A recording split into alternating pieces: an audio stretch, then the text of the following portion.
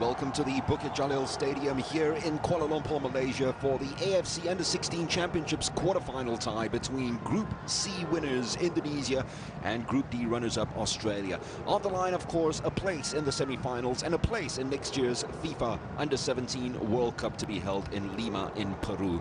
And they keep the same side that actually drew against India and cemented their place at the top of the group. 3 changes to Australia from the side that won 4-0 against Afghanistan in their final Group D game. And we see Jordan Bos coming in for Lachlan James Sepping. All the natural disasters can be put to bed with could be a performance of a lifetime against the might of the Australians, who, remember, beat them by 7 goals to 3. Jordan Bos, it's a good hustle down there by Leon Bruno. Ball up front and it's onside. Botic, still Botic, attacking the byline. This could be the opening goal. It came off the uprights. It should have been the opening goal as well. Slack defending by the Indonesians, who switched off, and the Australians almost punished them for it. Ball spread out, and there is a player free right at the far post. It is Dozel.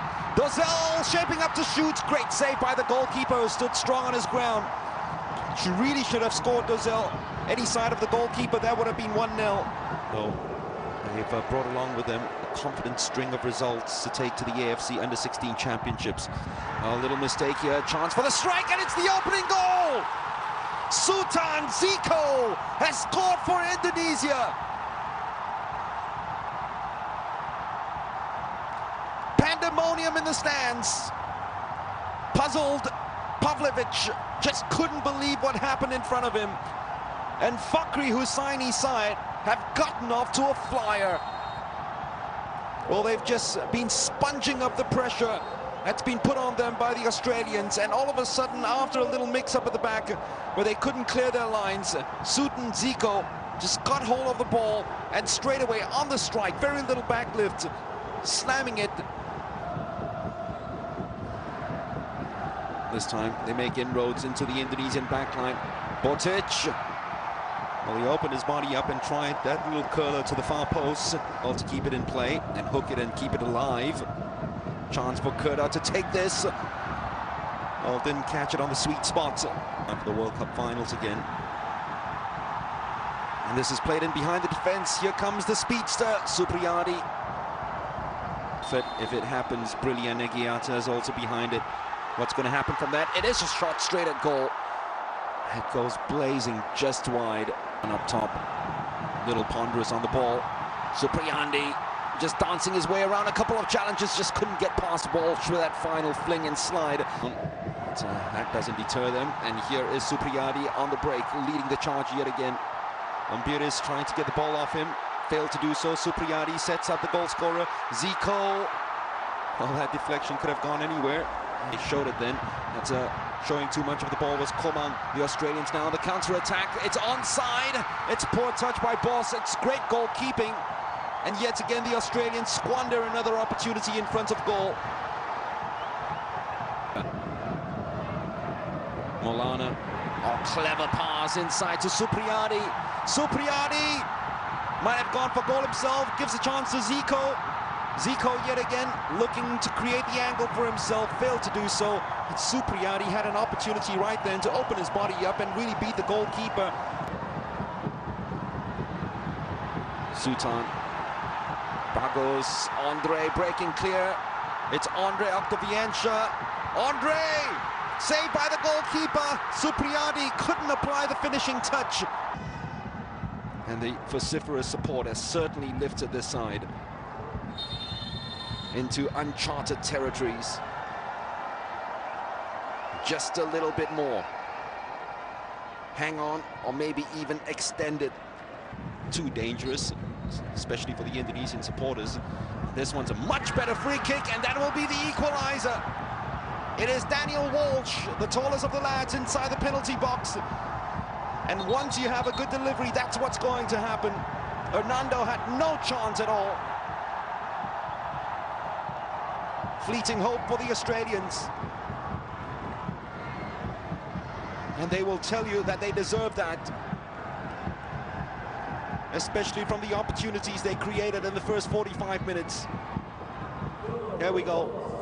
Surely no one's going to challenge him. Goalkeeper didn't come out for that, but you have to credit Berkan Kerda for that delivery. Whipped in with pace, height, and more importantly, accuracy, matched by the header of Daniel Walsh.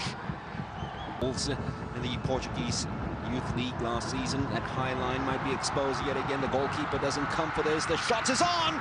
It came off the uprights yet again.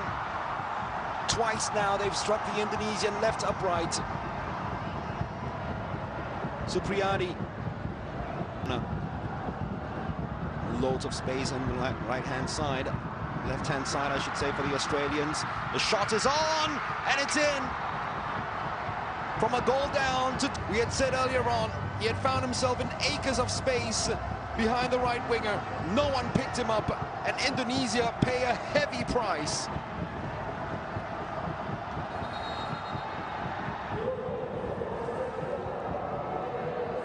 Sushes the crowd, and that might just be the sniper that puts an end to all hopes.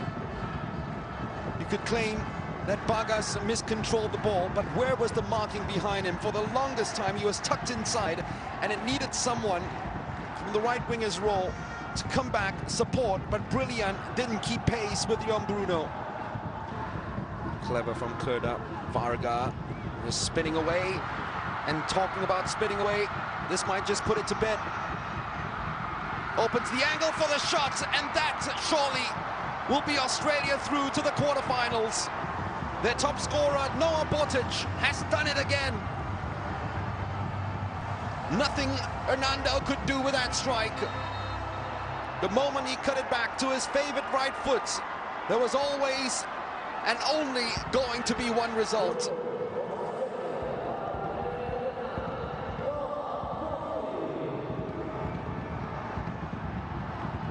Once again, it comes from this left-hand side for the Australians. Smart ball. Yuda. Randy. Oh, clever pass inside! Almost that hope that they wanted. Is that a penalty? The referee says play on. Bagus does play on. And Teague will take it away for the Australians.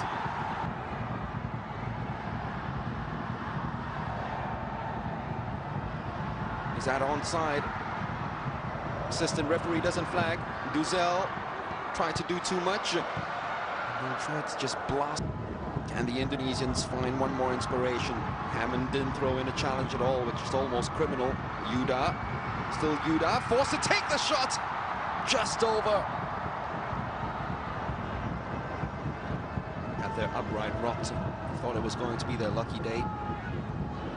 And then that floater in the box, and it defeated them. The ball's played in behind the defense. It's a good touch, and that is for 3-2. It's the substitute, Randy Juliansha, who has come on and gotten behind the Australian defense and feasted on what was a delightful little lob by Captain Maulana. Indonesia have a glimmer of hope.